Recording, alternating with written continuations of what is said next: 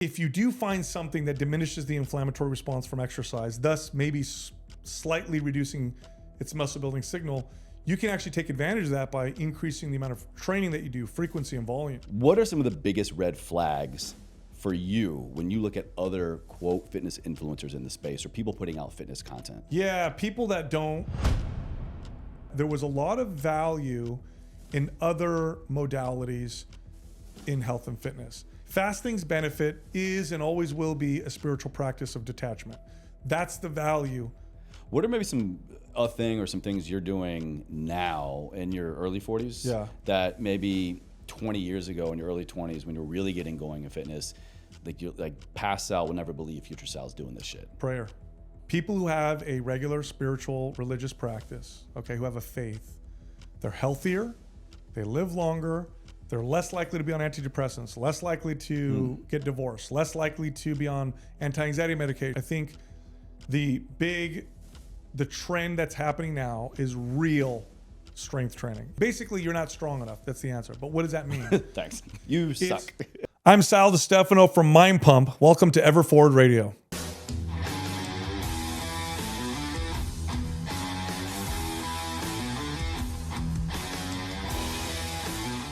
Sal, what's going on, man? Welcome back. What's up, man? Thanks for having me on. You know, it's been a while. It's been a little while. I think last time we connected, when your book came out, right, kind of during COVID or towards 2021, I think. Yeah. But quick accolade to you and all the homies over at Mind Pump, man. One of the reasons why I'm here doing today what I do today is what you guys started years ago and have just continued to be trailblazers for, man. So I appreciate that. Thank you so much, man. I appreciate that. You guys are such like a beacon in the podcast space. I appreciate You're that. badasses. I appreciate that. I got so many questions for you. I'm just gonna use you as Encyclopedia Sal. Okay. All right. So on the way over here, before coming over here, I got a new cold plunge at home and I jumped in. What's your take on cold plunging? So cold plunges are excellent for, what they'll show is immune system boosting, anti-inflammatory, but really I think the big benefits, and this is where the health space tends to take things and always tries to shoehorn them into fat loss, muscle building, right? I think the big benefit of cold plunging is two. I think one is it's training your body system to acclimate to temperature, which is for lack of a better term, a muscle that we really don't train anymore. Okay. So we're always in temperature controlled environments.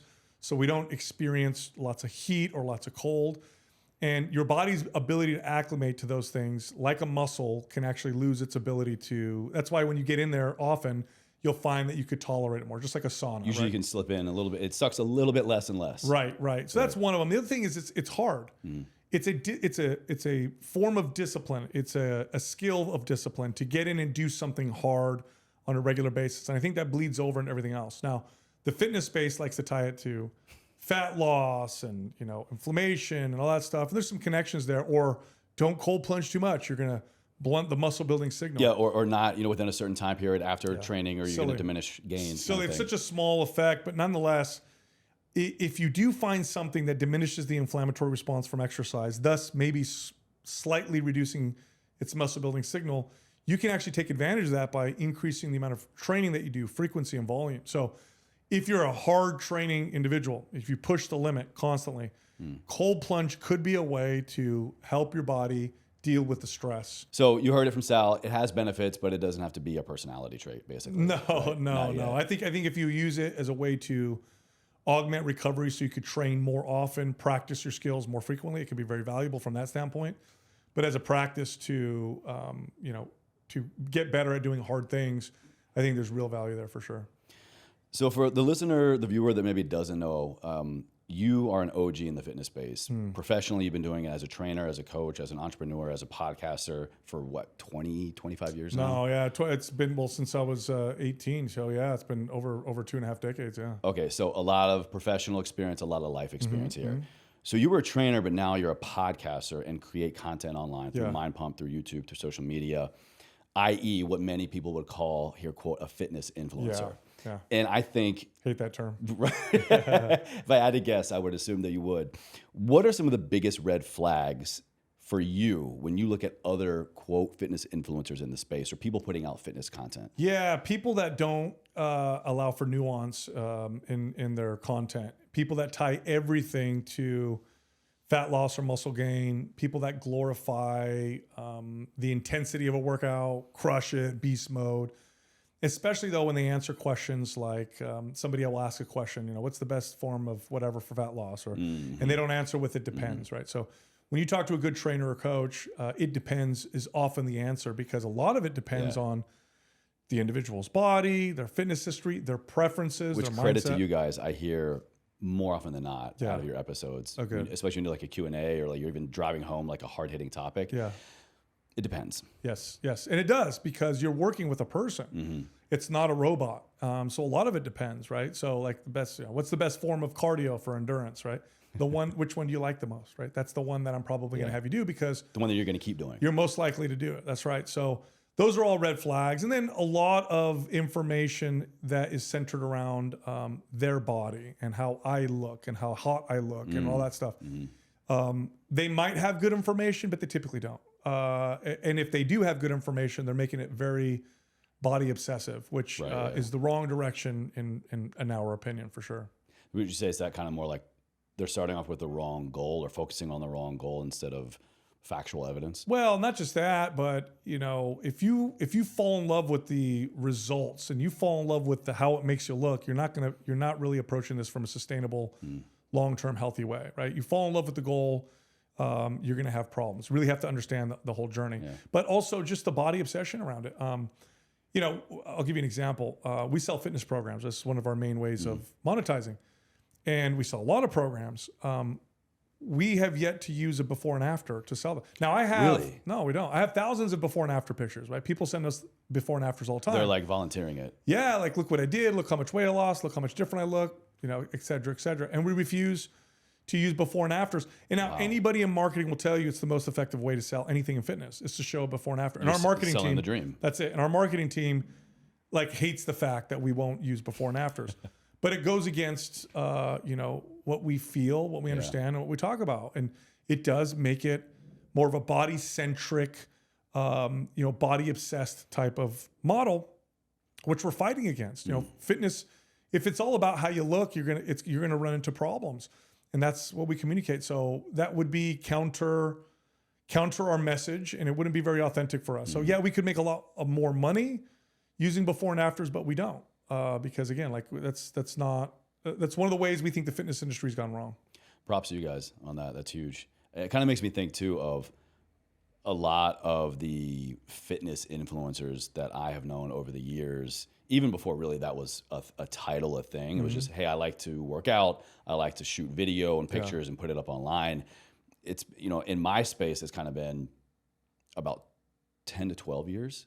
And the amount of people that I know that have kind of titrated down a little bit of it's all fitness, all gains, all looks or nothing, that has shifted now. You give anybody a goal, a passion for 10 years, they're going to, I think, extract really what they want out of it instead, and, you know, kind of shed all the other bullshit. Yeah. It's not to say that they don't look as good now or it's not as big of a priority. Actually, it's not as big of a priority. They've just now adapted life around it instead of it around life. Well, look, if you pursue health and fitness long enough, you figure that out. You figure out body acceptance. You figure out that, okay, this is not all about aesthetics. In fact, the aesthetics is really a side effect of what the main main things are. And you start to figure that out. You have to learn that. You end up learning that for yourself. I also think the space learns from what the market and what people are showing can work and what doesn't work. And now people want people who are authentic. Of course, there's a lot of inauthentic people trying to mimic that. But I think you'll be more effective, especially in the long term, if you do it the right way. I really do. Otherwise, you can turn into kind of the flash in the pan. And the fitness space has been around long enough to where consumers are getting a little bit more privy to the old tricks. Absolutely. So I think it's kind of a breath of fresh air to present things in a different way. You have to be effective. You still have to be effective, but present them in a different way. The other thing is, look, if you build a business around how you look, unless you're like the top 0.001%, you're not going to monetize that. You're not going to build a business. I mean, I know a lot of people with lots of followers where they post, you know, half naked pictures and they have a tough time monetizing because what the people are interested in, they're already getting for free.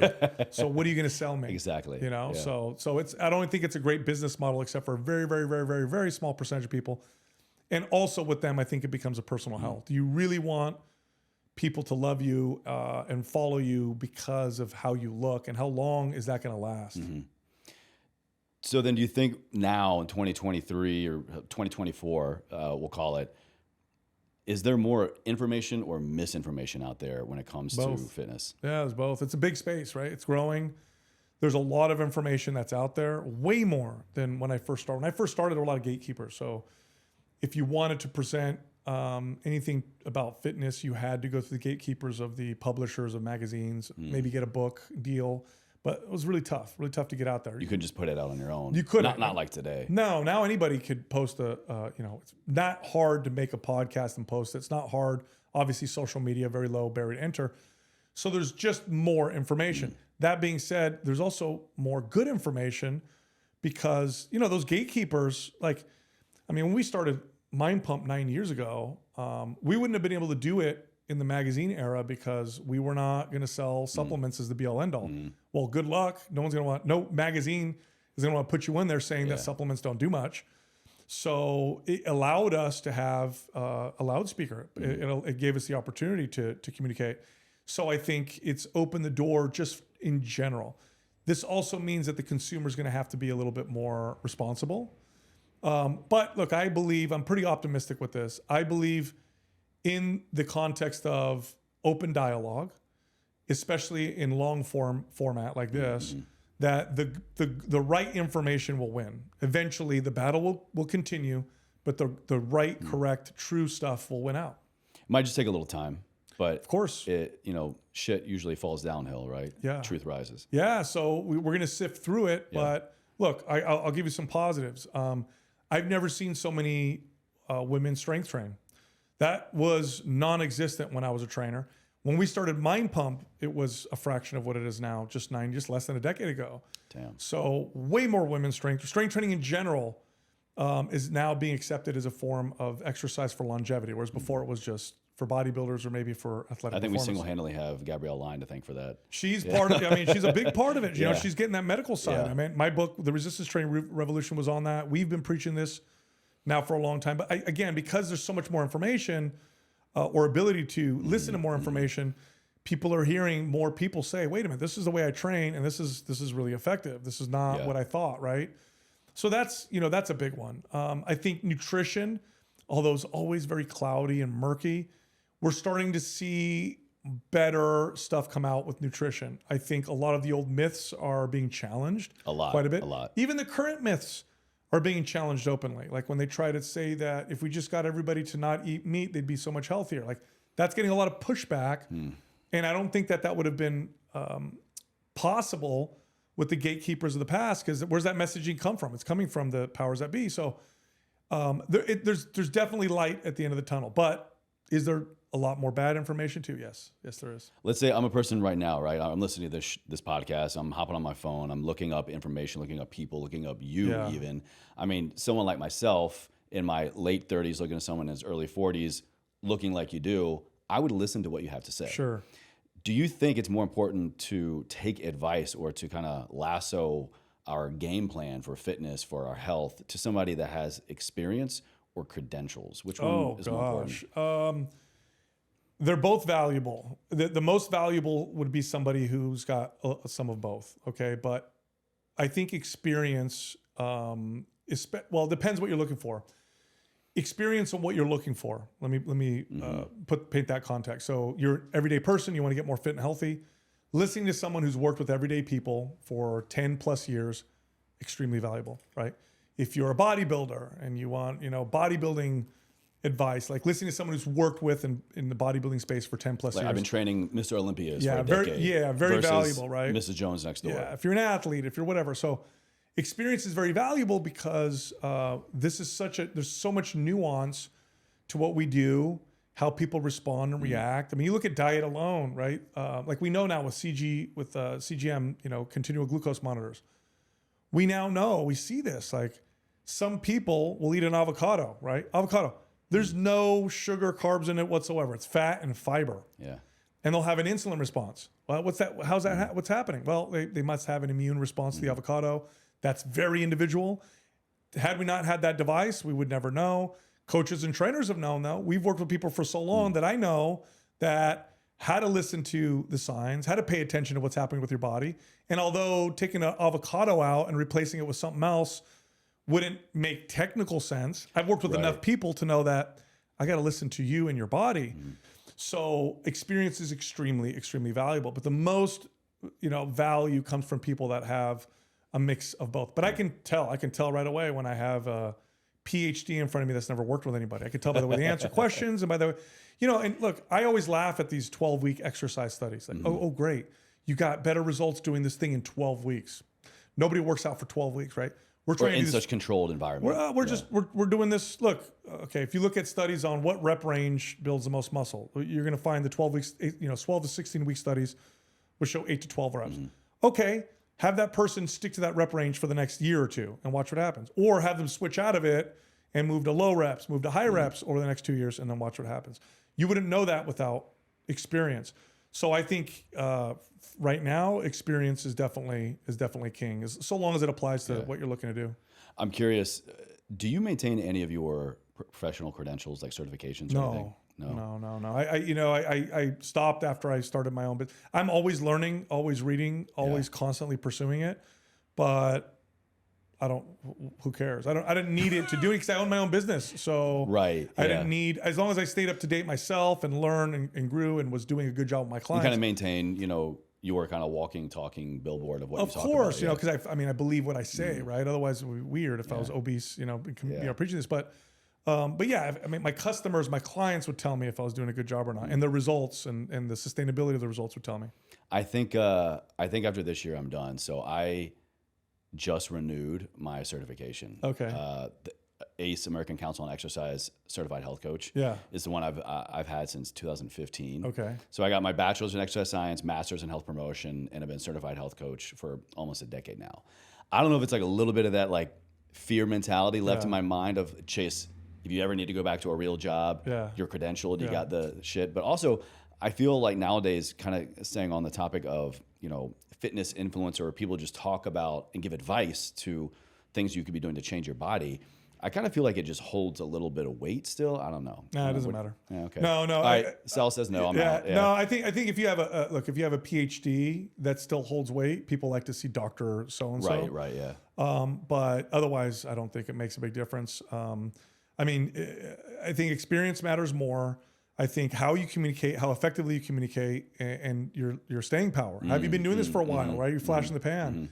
I think that matters more. I look to the PhDs when it comes to studies to help me decipher the studies and what's going on. What does the latest research say? But I always look through the filter of experience with that. Always. I'll give you an example. Okay, study just came out that showed that if you reduce people's sodium, and they took people from regular to low, that everybody's blood pressure was going to goes down. And they're like, oh, this is a study that shows, conclusively lower your sodium, get salt better. Bad. Right. Now I know through experience, I didn't even have to look at the controls. And I said, there's other stuff at play here. Let me look. So I did. I looked through the study. Well, what did it show? Well, they took a bunch of people. They gave the high salt version was, we're going to give you these 2 bouillon cubes, consume these. That's an extra 1,500 milligrams of sodium. That's your high sodium diet. When you come back, so eat your regular diet plus those bouillon cubes, okay? When you come back, we're going to prepare your low sodium foods for you. And you're going to eat everything that come on. We're not comparing. How can you call that? Two totally different things. And they literally constructed and made the meals and drinks for them and said, you eat whatever you want plus this.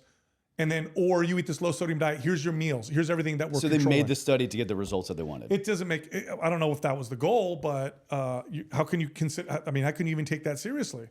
There's the controls there are terrible. So and I knew right away through experience. It's like, this doesn't make any sense. Let's see. And there are populations. Well, it does make sense, but that was just my own experience. Like, I know you take somebody down to 500 milligrams of sodium, performance will drop, energy will drop. They're going to be cognitive functions not going to feel good. I've never seen anybody get better results. Of course, there's cases where that might be necessary, but anyway, that's just one silly example. So oftentimes we'll see stuff like that, and we'll know through experience, or it'll say this works better. Like, for example, I'll give you another example. You take beginners, okay, and you have this group do a barbell squat, and this group do a leg press. Beginners, and they'll do, let's say, a 10-week study, and they're going to find very similar or equal hypertrophy, strength. You might even see superior in the leg press. So the average person is gonna be like, oh, okay. You can usually press way more on the leg press than you can squat. Well, I mean, yeah, but that's not really what it is. Here's what it is, Chase. Take a beginner. How long does it take you to teach a beginner to leg press effectively? How long does it take you to teach a beginner? Yeah. So there's a lot of skill acquisition with the barbell squat.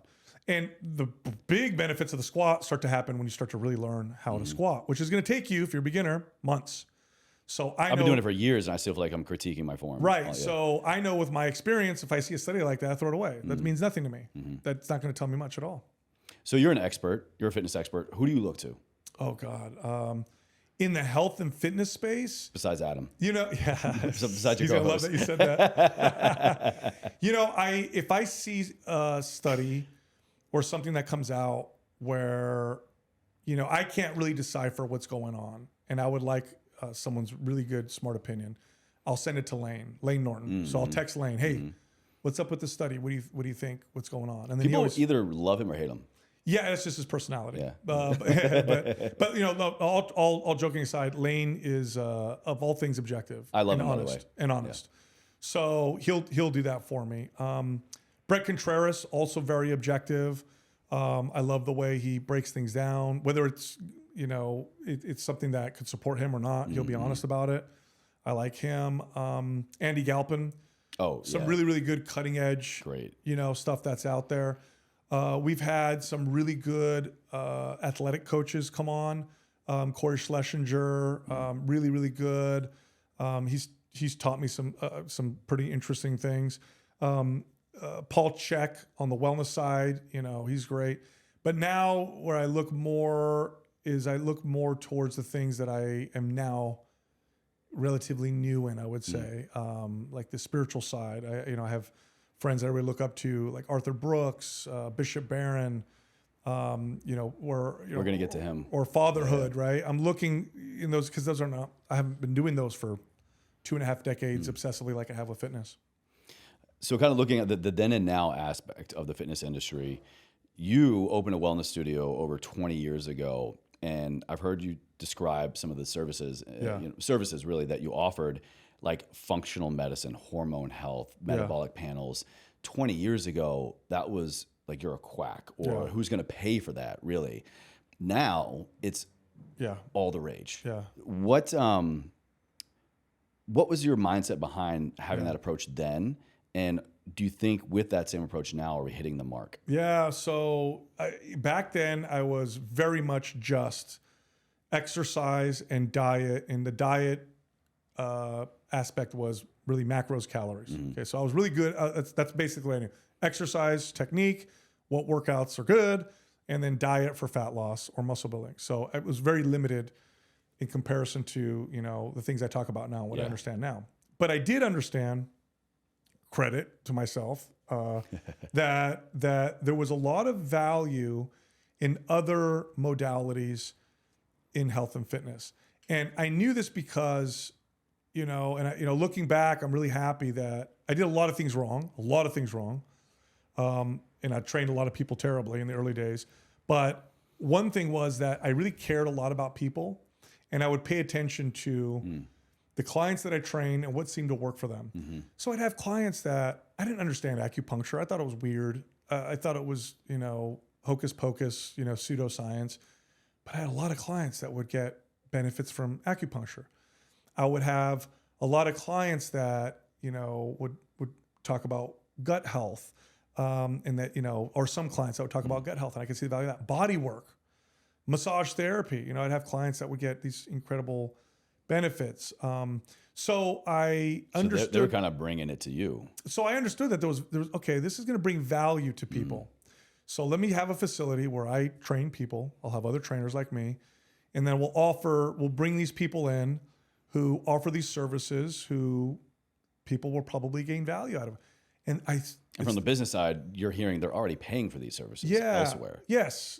And now, serendipitously, it was the best thing I could have ever done. It's really what shaped and molded me into who I am now, because I was exposed to them. It was a small studio.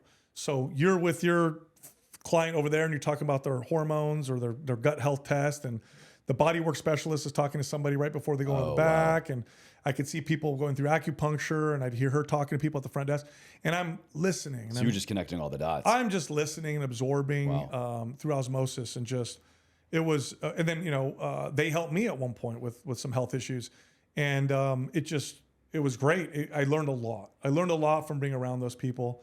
Looking back, it was, there were two people in particular who I owe a lot to, because they taught me so much. It wasn't like I told them, hey, teach me this, but just watching them and seeing how they worked. And, one of them was also a physical therapist, and her correctional exercise expertise was just absolutely incredible. And so I learned so many things just from being around them. But yeah, I think probably made you a better trainer. Way better. Yeah. And I wanted to bring that to the people that came into my facility. I do think it's valuable. I think I would like to see more of those, with people working together with different modalities, so that we could, when people come in with health issues, it's a very holistic approach. I think a lot can be said of back then, right? Air quote here, of the approaches we had to what we could do to our bodies, the tools and resources and services that we had access to. I feel like maybe, I don't know, I just wasn't privy to it. We probably had a lot to pick from, but it seemed like it was just fundamental. It was just basics. Like you were saying, we're just going to work on fitness. We're going to work on nutrition. And that's kind of it. Now, I feel like that's kind of where the industry is coming back to. Yeah. At least on my social media, it's just, all I hear is just get good sleep, hydrate, go to bed at the same time, wake up at the same time, move your body, body positivity, but, be real about your body at the same time. Do you kind of see this coming back to the basics as well, or are we kind of missing the mark there? Okay. So back then, leaky gut syndrome was laughed at. It didn't exist. The medical community was like, that's dumb. Now they call it intestinal wall hyperpermeability, food intolerances. Oh, that's baloney. Now they're like, okay. So all that stuff was great. Talking about the basics, you're talking about 95% of the way there, and I love it. I love that we're talking about the basics. The only thing I don't like is they connect everything to fat loss and muscle gain. Things have so much more value, and sometimes doesn't affect either, or sometimes indirectly it affects those things. Like fasting. God, I knew fasting became this whole diet to lose weight. Fasting's benefit is and always will be a spiritual practice of detachment.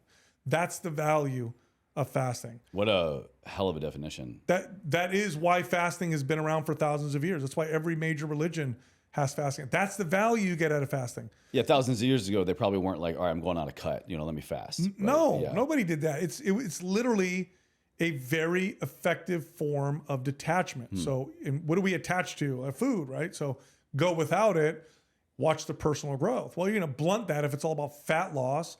You're going to turn into a restrict binge, behavior.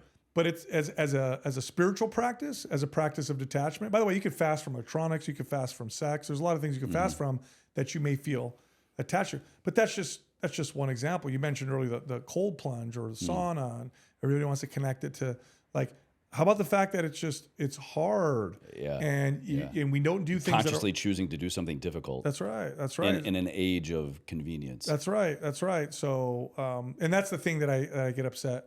Or they'll take small things and make them seem like they're much bigger, right? Like, make sure you wear blue blockers for 2 hours before you go to bed. There's some benefit there. Sure. Okay. Yeah. But you know what's got more benefit? Go to bed and wake up at the same time every day. Wake up with the sun, go to bed with the sun. Or just go to bed and wake up at the same time every day. Instead of Monday, Tuesday, Wednesday, Thursday, Friday comes, go to bed late, wake up late, go to bed late, wake up. Then Monday comes your jet lag. So once a week, you jet lag yourself, throw off your circadian rhythm. If you just went to bed and woke up at the same time every day, that has more of an impact, far more of an impact on your health with sleep than wearing blue blockers or not eating at a particular time or taking magnesium before you go to bed or whatever. It's like the same thing with, I'm sure you've heard this a million times, Monday through Friday, disciplined AF. Weekends, go crazy. Screw my diet, all the calories, all the everything. And then it's like, why can't I make the progress or why am I so unhappy come Monday, and I can't keep to my goals? It's the same thing. If you just choose what you want to do and do it as consistently as possible. Or how about this? Like, if you're eating to take care of yourself, like, okay, I deserve to be healthy. I should care for myself. Then you're always going to have balance in it. So, if you're doing pretty damn good, you're eating pretty well, and your friend invites you out for a burger. Yeah. Well, right now, what's healthy is I'm going to hang out with my buddy. Yeah. So that balance is already in there versus the on-off switch that people have. What are maybe a thing or some things you're doing now in your early 40s that maybe 20 years ago in your early 20s when you're really getting going in fitness, like you past Sal would never believe future Sal's doing this shit? Prayer. Yeah. Very, very, very. I mean, it's. I want to let me pause you right there because I want to get there actually because I know that's a big kind of part of your journey. Yeah. Let me re-ask that question specifically to fitness. Sure. Is there maybe like a training modality that you're doing now or approach to fitness that you couldn't believe you would ever be doing, now? Yeah. When it comes to training, let me think. I never used tools like sled work. I always thought it was just for athletes. I didn't think it had much hypertrophy benefit or anything like that. I thought other exercises were superior in that case. But I'm finding that from a muscle hypertrophy standpoint, the sled is phenomenal. It doesn't damage the body as much as other exercise. You could do it, so it means you could do a lot of it. It's one of the best yet easiest exercise movements to do. Almost anybody can push a sled, and yet it's also appropriate for as advanced as you want to be. It includes triple extension, so you're connecting your foot to the whole movement, so it strengthens your foot, your calf, your quad, your ham, your glute. I remember you made a post about this. I don't know how long ago. Like haven't squatted in X amount of weeks or something. Only been doing sleds, and posted up some pretty juicy quads. Yeah. And I was like, damn, shit, sled game. All right. Sled's amazing. It's amazing. I don't think I would have. I would have never done it because I didn't consider it like a muscle building exercise. It was more like, oh well, that's for athletics. Probably more for an endurance aspect as well. I mean, because if you could do whatever kind of protocol you want, but you're getting a lot more long state training in there. Instead of just maybe knock out a couple sets on the squat. Yeah, I mean, you could modify it, but I mean, it's so. I didn't use it enough as a trainer. I mean, now, oh God, if I became a trainer now, that would be a staple. Yeah, it'd be one of the first things I had people do. It's tricky. It's one of those things that every time I come back to it, I'm like, fuck.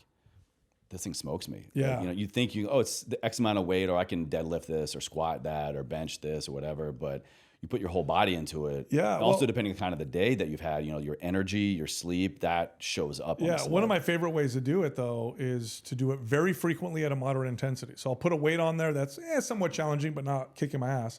And then I'll start every workout with 2 or 3 sets of this.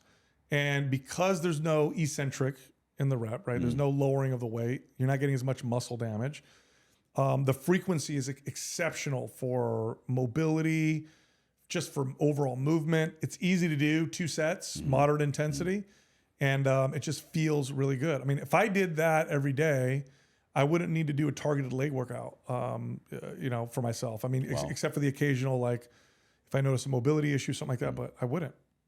What are some maybe fitness trends? By the time this is going live, we'll probably be early 2024 here.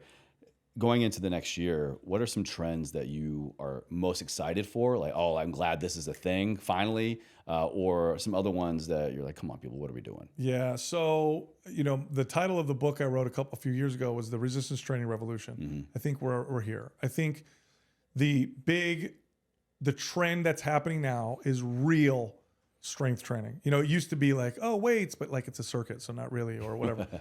I think now we're seeing it's about to go mainstream. I think part of it, we've been communicating the message for a long time. The other part of it is social media shows, like people are presenting, women are adopting it. They're a huge consumer. Dr. Gabrielle Lyon's book from the medical side is tackling it. Strength training for longevity. I know people in the gym industry. I mean, I'm like big players in the gym industry. They are, for the first time in a long time, when they're building gyms or redesigning them, they're reducing the footprint of the cardio and the other spot and expanding the free weight, not even the free weight area. So that's got to be one of the biggest telltale signs that the public is demanding that, because the industry would only provide what's working from the business side. Yeah, you're real strength training, deadlifting, squatting, bench pressing, pressing, rowing, sets, not circuits. Building muscle, the value of it, the longevity aspects of it, the health aspects of it, the metabolism boosting effects of it. I think that's poised to really start to take over, and we're starting to see it now. When we're embarking upon our fitness journey, let's say a newbie, do you think it's more wise for somebody to focus on going higher reps for that hypertrophy, like building muscle mass, kind of the size, or building strength, maybe going lower reps, heavier weight? When you very, very, very first start out, you need to make sure that you've built some stability with the movements that you're doing. That typically means you're doing some more reps and you're going lighter. Once you've built like a prerequisite of stability, then the lower reps are extremely valuable. You just have to do them properly. More from like you need to kind of build a technicality, develop form, familiarity thing? Or yeah, like a high tension squat's gonna be hard when you don't know how to squat well. So let's first figure out how to squat well, get the technique down, make sure that we don't have any leaks in power or imbalances that we need to work on. And then when that feels good, now we can start to go with the lower reps. There's lots of value in low reps as well, but they all have lots of value. But typically when I train somebody as a beginner, I tell them to stay in the right around 10 to 12, 15 rep range, because I'm trying to get them to develop the skill of the exercise. It's not the hypertrophy aspect of it. It's just, if I go high tension, you take a beginner and they haven't practiced a deadlift or a row, and they just don't have the exercise down. They don't know how to do it right. Putting them in a high tension position is going to make their form go out the window. So higher potential for injury as well. Yeah, injury, and you're just not going to do it. It's not going to be effective. It's not going to work well. What you train is what you develop. So if you strengthen a bad recruitment pattern, well, that's what you're going to get. Yeah, honestly, I think I got a couple injuries to blame for that. Just years of don't we all moving some weight, but the wrong patterns. Absolutely, sure. Absolutely. And then the stronger you get, of course. Now you've been doing this for a while.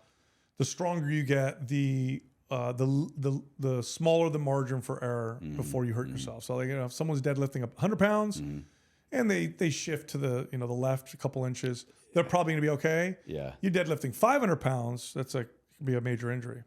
Perfect segue. I want to talk to you about injury as well, kind of selfishly here, because in the last year and a half, I actually was on path to hitting a 500-pound deadlift for the first time. Which for me, with I've got a lot of prior injuries, my hips have been redone, that's so it's a big deadlift for me. And I was feeling strong, feeling great, and probably like 8 months ago now, I was deadlifting, training outside of this gym, and maybe like my last set, it started raining. And I was like, fuck it, I'm just going to go anyways. I went up to the bar, wiped it down, but it was getting wet again.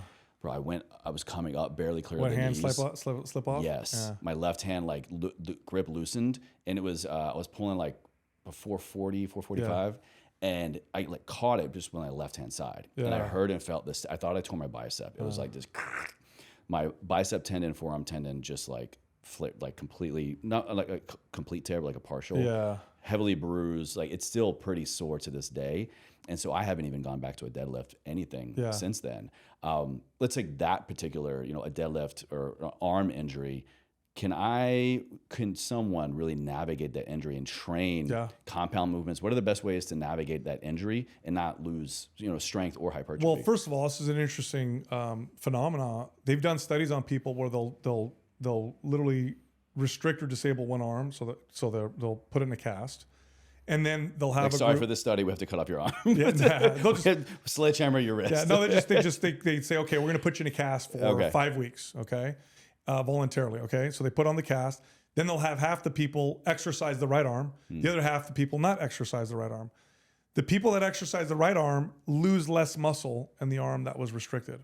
Well, so the people that had one arm restricted but still worked out the other side had less loss than the people that did nothing. They did nothing. Yes. So the body seems to have this kind of crosstalk, systemic muscle building signal. Obviously not as strong as a localized one. Like training that arm, this arm's going to get more gains, but it also reduced loss from the other arm. So number one, train the whole body. So people are like, oh, I can't work out this part. I'm not going to work anything out. No, train everything else. Number two, occlusion training is very, very good for injuries. What's that? So let's say your left arm, your bicep and forearm, are injured, so you can't curl more than It's the only reason why, by the way, I don't have biceps like yours today. I've been out of commission for 8 months. So let's say you can't curl, more than 15 pounds. Like more than that, it just hurts. Which is about right. Okay, but 15 pounds is not enough for someone as strong as you were. What do? Well, occlusion training, you'll take a knee wrap. You'll tie it around the top of your arm, okay? Tight enough to where it's restricting venous outflow. So you'll feel it. It'll feel nice and tight. Now, you don't want to go numb, but you'll feel it nice and tight. So what it's doing is it's restricting the amount of blood that's going to flow out of the lower extremity, out of your arm. Then you take that 15-pound dumbbell and you do curls. And what you'll notice is it'll burn real fast because you're not able to get rid of the waste byproducts nearly as quickly. So you do 3 or 4 sets of that with a shorter rest period, 40 seconds in between. That 15-pound dumbbell is going to stimulate a hypertrophy response that's similar to heavy weight. Interesting. Because of the waist buildup. So occlusion training for rehab or preventing muscle loss, there's nothing because you get to use lightweight, but you'll get the effect of like doing a heavyweight.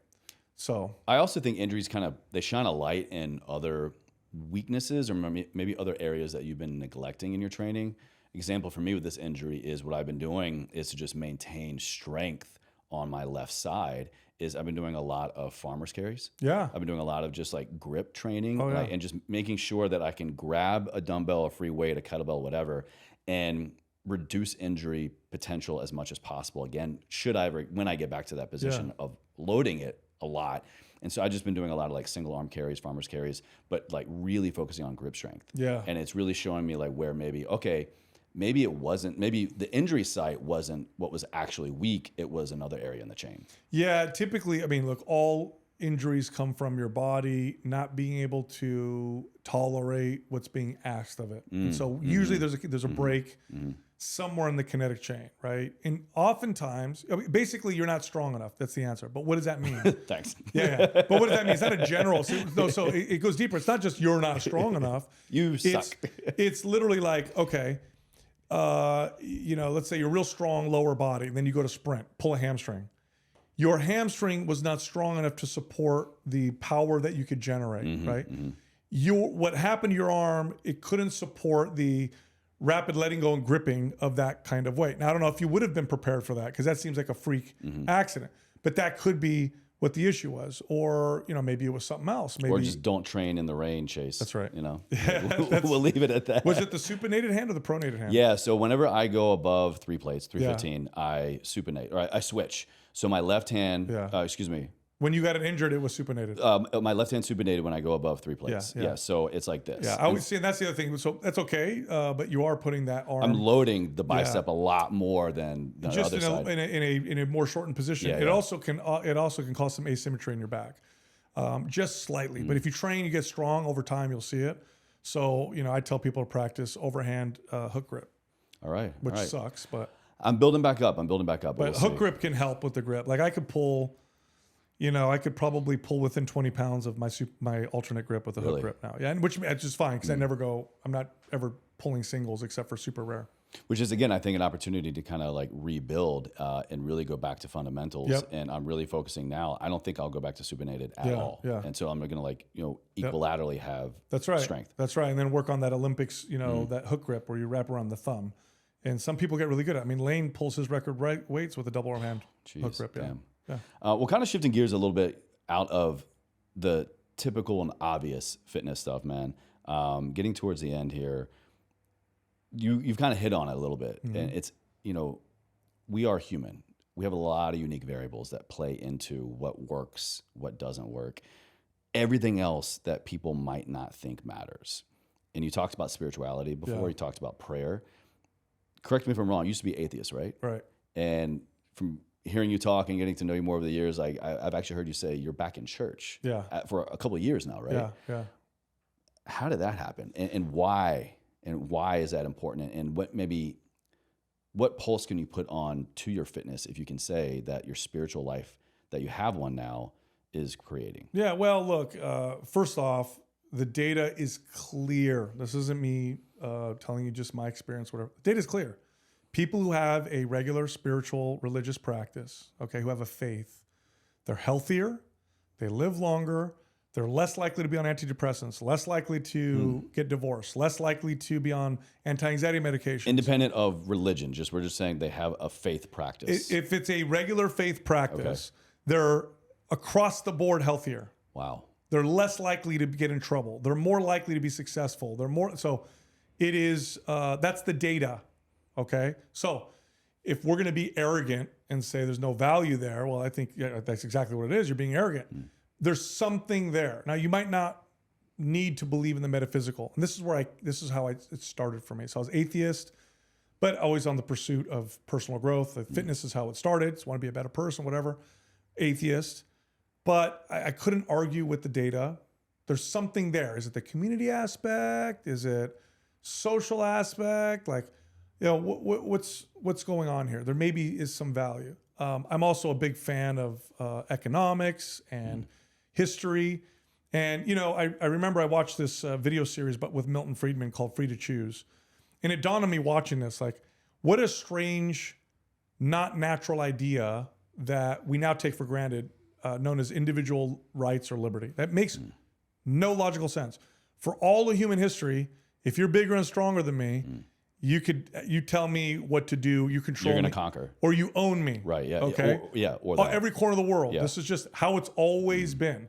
It's a crazy idea to say, hey, you over here, and you that's disabled, and you that look like this, and you woman, and whatever, we all are born with what we would say here, inalienable rights. So I thought, oh my God, that is such a wild, like, think of that. All human history, and that's natural. If you and I right now were born and there were no rules or anything, that's how everything would be. So I said, and I knew where that came from. That came from the Judeo-Christian religion. There's some roots in Athens and philosophy, but ultimately it came from the idea that, the Judeo-Christian traditions were, we all created in God's image, therefore, okay?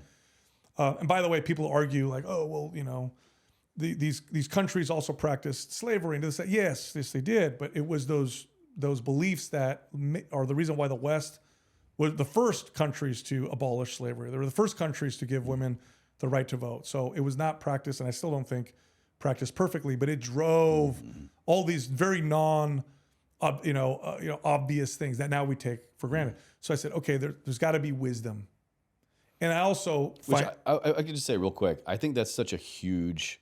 That needs to be acknowledged. Yeah. Because so many of us, we are so blinded by our own bias. Yeah. We just do not even acknowledge truth that is before, or even an area that deserves to be explored more. Listen, people will say science, people who are like, yes, I believe in science. Do you believe in evolution? Yes, I do. Ideas also have to pass the test of time. So if a religious practice has been around for 2,000 years, has created some of the most equal and successful societies. Not perfect, but way better than any that we have seen in history. And all these people throughout all of history have said, this is extremely valuable. Many of them say it's the most valuable thing to me. What kind of arrogant people are we to think that we know better, or to at least not say there's something there? Millions and billions of people over thousands and thousands of years, and it's produced these outcomes. There's something there. That's all. So that's where I was. Okay, there's probably some wisdom there. There's something there. I wasn't at the place at all where I was going to take that leap of faith, that metaphysical aspect of it. You're like, all right, let me scratch this itch. There's something there. Yeah. Let me learn from. Maybe there's just some spiritual truths that I can learn and adopt. And so that's what opened me up. And once I opened up, I started becoming more and more, privy to the wisdom that I was reading. And the first thing that dawned on me were there are teachings in every major world religion that seem to coincide, like fasting. I'll use that one because we're fitness, right? Fasting is present in every major world religion. That means there's some value there. There's some spiritual truth there, right? Absolutely, yeah. Treating others as you'd like to be treated. That's one way that we say it in the gym. Golden rule. That's a common theme in all these world religions. There's probably something there. Gotta be something there. Yeah. So anyway, that's got me to open my eyes. Then I started looking a little deeper, and then I said, we're a health and fitness podcast. There's obviously value here. I have a lot of questions. I would like to talk to somebody and interview them for selfish reasons, but also because this is obviously part of health. So I had Bishop Barron on the podcast. Yeah, which you guys have had. He's been on a few times. Yeah, and the first episode with him was me genuinely asking him questions. Wow. That was me searching, what's going on here. Meeting him, meeting his team. What a gift. Oh. What an opportunity, man. Oh, incredible. Wow. Incredible. And and also I'm the kind of person that you have to get to me with that, you had to go through my intellect. Some people are through their feelings, other people through music. So C.S. Lewis, I love his writing because he does that. So Bishop Barron's very intelligent, very articulate. I love listening to those episodes. So good. So good. That first episode was me really searching. Met him and his team, and they were just such good people. Nobody was preaching to me. They were just such genuine, wonderful, good people. I could see how they treated each other, how they treated me. I just had this overwhelming feeling like these are just really nice. Met some guys and like, hey, how you doing? And then I met this guy who's he's like, oh, I got 5 kids. He's like I'm like, oh my God, you got 5 kids. And he's like talking about them. And then you just get this great feeling. So I said, all right, this is pulling me. I'm going to keep looking a little closer. Eventually I reached the point where it was like, okay, it's either believe or don't believe. Wow. But I had got to the point where I said, there's lots of wisdom here, whether I believe in God or not. Irrefutable. Yeah. Like there's stuff here I can take home. This is wisdom, man. I'm stupid if I don't look into the wisdom. But again, at some point it was the question of like, do you believe this? Do you believe in like the ultimate part of this? And I took that leap of faith. Wow. Yeah. I kind of blend in a lot of spiritual, mental, emotional, those aspects of the human condition kind of blend over a lot for me. And, I grew up Southern Baptist, going to church, religion, God, Christianity, basically being this is the way. And I kind of struggle a bit with it, kind of fully, wholeheartedly, just blindly accepting it. I'm young, go through life happens. My dad gets sick, ALS, and one of the times I'm home on leave, he falls out of his chair, right? And he's physically incapable of picking himself up. My stepmom can't do it. And I'm 18, maybe 19 at this time. Can't pick him up myself either. I'm struggling so much to pick him up off the floor. And I had this experience years later, kind of going through my own spiritual journey, mental health, emotional health. And I traced back, kind of to tie it all up here with like fitness and the spiritual self, I traced back one of the biggest through lines of why working out, why fitness, why particularly the deadlift was such this like mountain that I had to climb because I was like, oh my God, every time I walk up to the bar, I had this flashback of like, I'm trying to pick up my dad again. Trying to pick up my dad again. And I'm not saying, that led me back to God, but it did open up this big can of worms for me of wisdom, of wisdom in the spiritual side of things that we can't explain. Like, why do we do what we do? We can't explain it. Like, oh no, I just love working out. Like, no, I couldn't pick up my dad off the floor. Now, I had that realization. The last thing I'll say here is that once I kind of put 2 and 2 together there, hitting 500 would be really cool for me, but I just really don't care anymore. I'm going to take care of my body, but like once I connected those dots, you saw why it was such a... It's this bigger picture. I don't think I've ever heard you tell that story.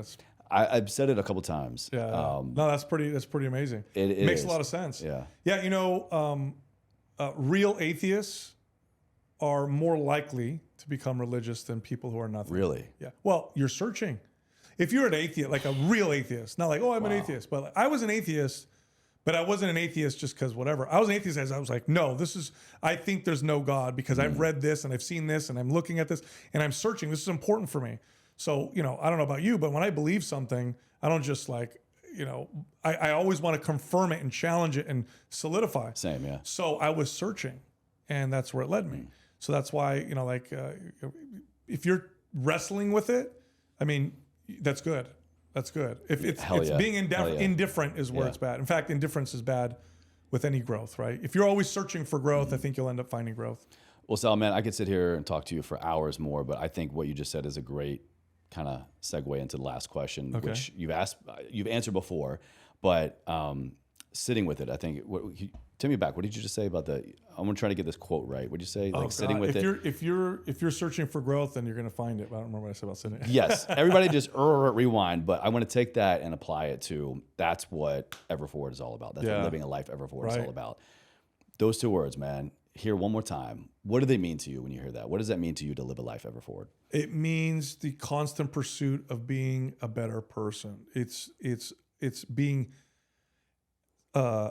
grateful and satisfied, but also wanting to become better and grow, not sitting still, but moving forward in whatever way that looks to you.